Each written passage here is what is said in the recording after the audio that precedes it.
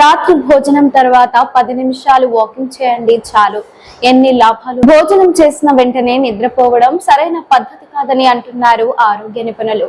తిన్న వెంటనే నిద్రపోవడం వల్ల ఎన్నో రకాల ఆరోగ్య సమస్యలు వస్తాయని హెచ్చరిస్తున్నారు. రాత్రిపూట తిన్న తర్వాత కనీసం 10 నిమిషాల పాటు వాకింగ్ చేయడం చాలా ముఖ్యమని అంటున్నారు. లేదంటే కనీసం నిటారుగా కూర్చోవాలని చెబుతున్నారు. కానీ పొరపాటున కూడా తిన్న వెంటనే పడుకోవడం చేయరాదని అంటున్నారు.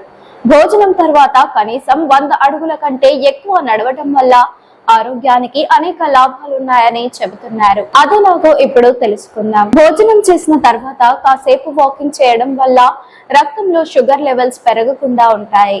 దీంతో డయాబెటిస్ ముప్పు నుంచి రక్షించుకోవచ్చు. వాకింగ్ చేయడం వల్ల జీర్ణ వ్యవస్థ ఆరోగ్యంగా ఉంటుంది. పేగుల నుంచి ఆహారం కిందకు జారేలా చేసి జీర్ణ శక్తిని పెంచుతుంది. దీంతో జీర్ణ సమస్యలు రాకుండా చూసుకోవచ్చు. భోజనం చేసిన తర్వాత కాసేపు వాకింగ్ చేస్తే మెటబాలిజం రేట్ పెరిగి క్యాలరీల ఖర్చు రెట్టింపు అవుతుంది. దీంతో బరువు అదుపులో ఉంటుంది. మలబద్ధకం సమస్యతో బాధపడేవారు భోజనం చేసిన తర్వాత వాకింగ్ చేయడం అలవాటు చేసుకోండి.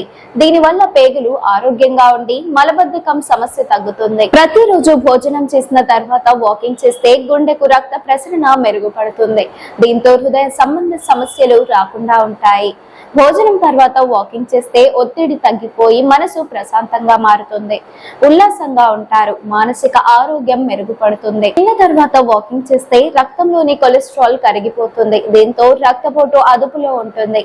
బీపీ సమస్యతో బాధపడేవారు భోజనం తర్వాత వాకింగ్ చేయడం మంచిది. భోజనం తర్వాత వాకింగ్ చేస్తే మెదడుకు రక్త ప్రసరణ మెరుగుపడుతుంది. దీంతో జ్ఞాపక శక్తి బాగుంటుంది.